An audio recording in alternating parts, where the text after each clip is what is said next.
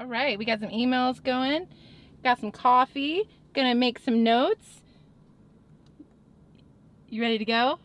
Professional driver on hand. Got my little chauffeur. All right, let's do this.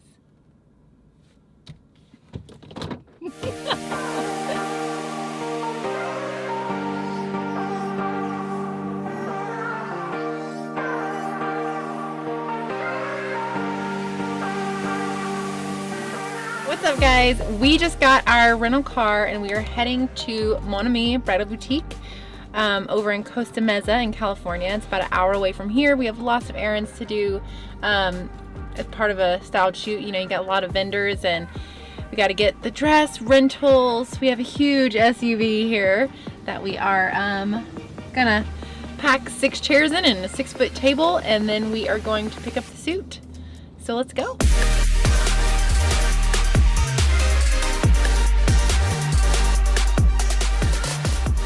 Destination is on your right. Mon Ami Bridal Salon. Arrived. Got the dress. All right, so we just picked up the dress, drove for an hour. Now we're gonna drive another hour back to Van Nuys at Town and Country, and we're gonna pick up the rentals. It's all coming together, little by little.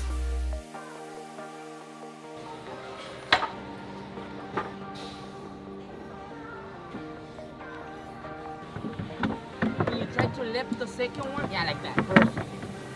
You add some dishes, it's gonna be like 5 more minutes so they can do it, right? Okay. And I'll come back, thank you. All right, thank you.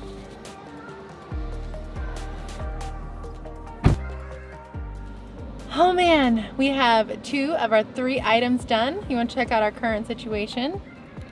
Rentals and dress are picked up, and we're gonna take a quick, much needed pit stop. Coffee's gone.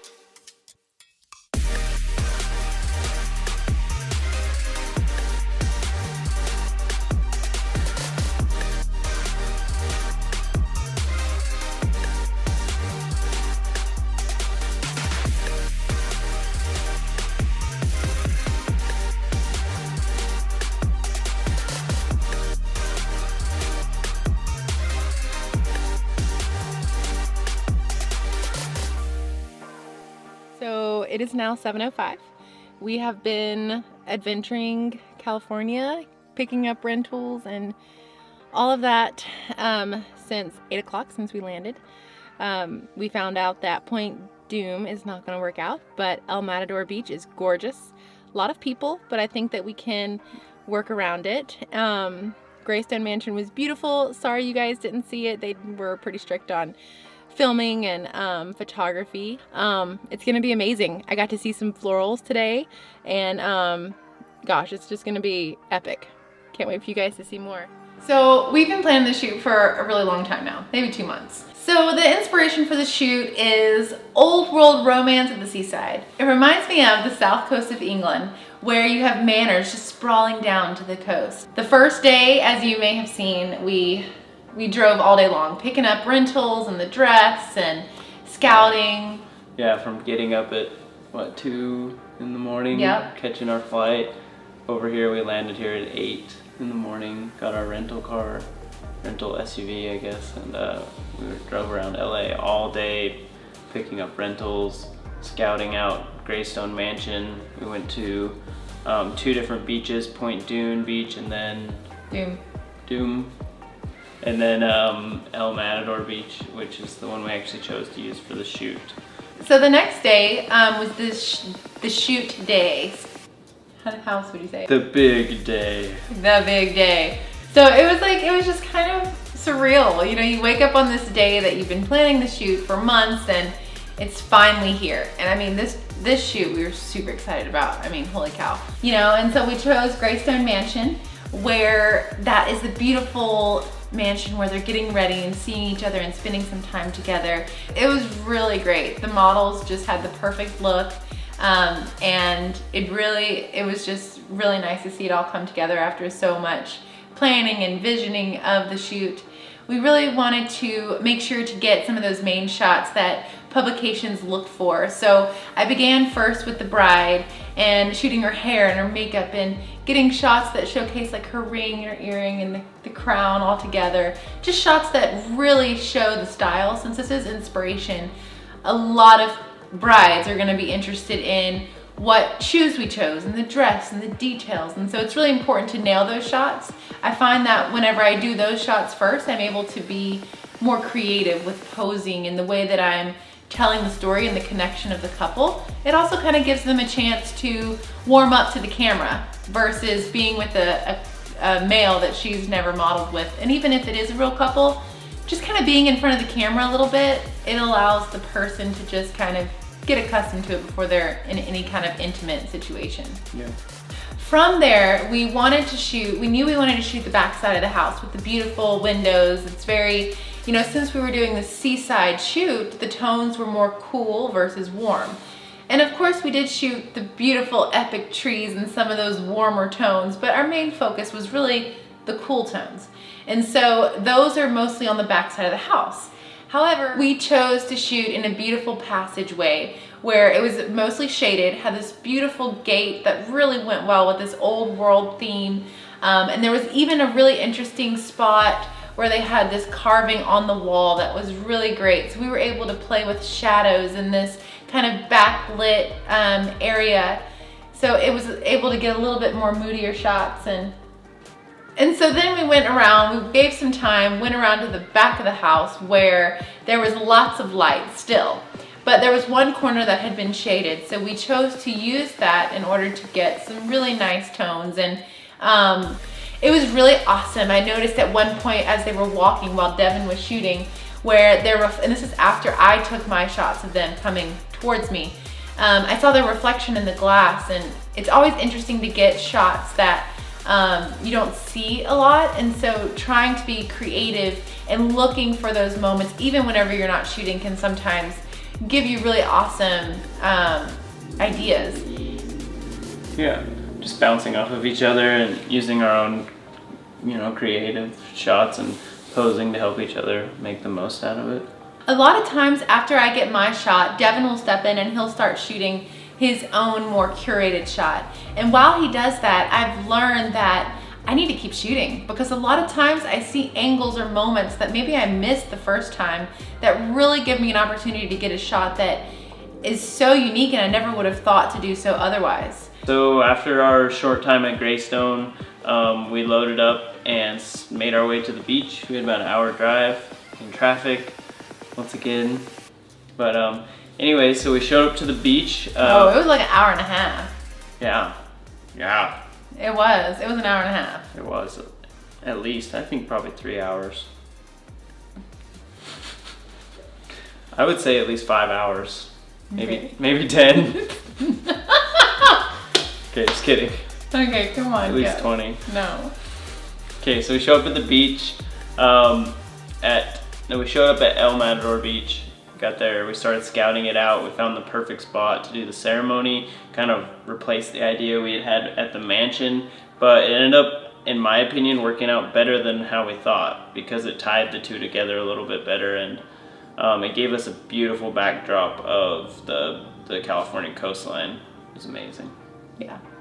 So whenever we showed up, we didn't know where we were going to do the ceremony. We kind of scouted out a few spots and we found this epic location that just kind of overlooked El Matador and the sliding land, kind of like I was saying, where, you know, the mansion down to the water. It was just so romantic and beautiful.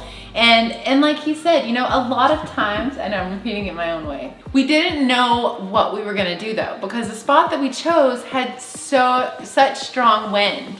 It was gusting, and like we'd carry the flowers over and they were like about to fall over. I mean, it was so interesting. They had to hold them and we counted to 3 and they ran off and we got the shot, and yeah, it worked. It was a war to get this photo.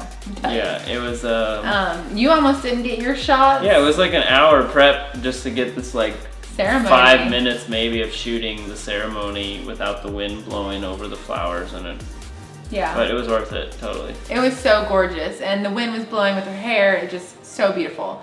So after that, we changed her dress and we started packing things down. We had 2 separate different flights of stairs, and we have tables, 6 chairs, all the plates, the linens, cake. I mean, so many different trips up and down the stairs. Thankfully, we had so many amazing vendors that were able to join in. So while Anna and Maria and Mackenzie did their magic over on the table, we took our beautiful couple with this incredible new dress sequins, kind of mimicked the other dress, but it was blue with the seashell crown. So we got them on the water, on rocks, and just kind of played around with the last little bit of light that we had for the 2 of them. And it was amazing. One of the pictures I got on my phone, I was like, holy cow, this light. So, and so then the light was getting really soft. One thing I've learned about shooting water is that it's better for the light to be softer, because if it's bright, it's just gonna reflect and the water tones will not show up as much. So we'll see how these pictures look and if I'm right. We chose a spot for the table that was right next to the stairs. This gave us such a great vantage point because we were able to stand on the stairs and shoot down on the table, which is pretty awesome. You don't get to do that all the time. Yeah. And so then we shot the table every different angle that we could.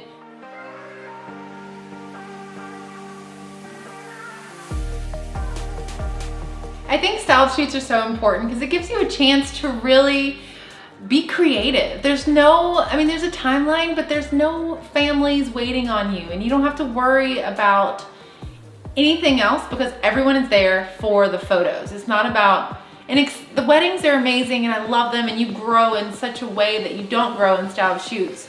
But style shoots allow you to shoot without any pressure of someone wanting to enjoy their experience, for example. Everyone is there for photos. Everyone has the same goal in mind. It's all about the photos and the video here. So you're able to be as creative as you want. One thing that really hit home with me the day that we did the shoot was that no matter what goes wrong in your day, in your life, it's so important to keep a positive attitude and just to see the positive in anything that you can, possibly, ever. You know, because whenever we were driving there and I left the suit and the glasses, we could have gotten really down and just, that could have ruined our whole attitude the whole day.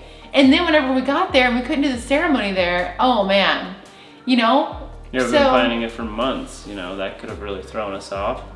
And we just decided to stay positive, you know, and I think looking back, we like how we shot it at the beach better anyways. It turned out better, and so that was really cool. Yeah, I'm glad it didn't work out, you know? So it's like you can get down about things when they go wrong, but sometimes they go wrong for a reason. And in this case, I think it did. Yeah. Yeah, it was way better. It made the story make so much sense. And you know, and that's another thing. When you're doing shoots, you want to make sure that there's a story in it and that there's some emotion. Yeah, our main reason for even doing this shoot all together was just to help build up our portfolio, to shoot more things for us personally, as creatives, to kind of fulfill us, and as well as help our portfolio look how we want it to. Well, you know, it's just so important to have awesome vendor relationships between all these people because, you know, as a recap, at the end of the day, I think the thing we were most grateful for was all the help that we had. If we wouldn't have had all these other people to help us make the day happen, it Totally. Yeah, it wouldn't have. So that was our biggest take coming away from it, was gratitude for these other people, other vendors that all came together to make it happen, because without them, it wouldn't have been what it was. Sure. Yeah, it was awesome. And it was really just their passion. They weren't doing it for any other reason other than they love what they're doing. So it's super awesome whenever you can have a group of people come together and all the creativity flows and everyone is kind of doing their part. It's really fun. Yeah.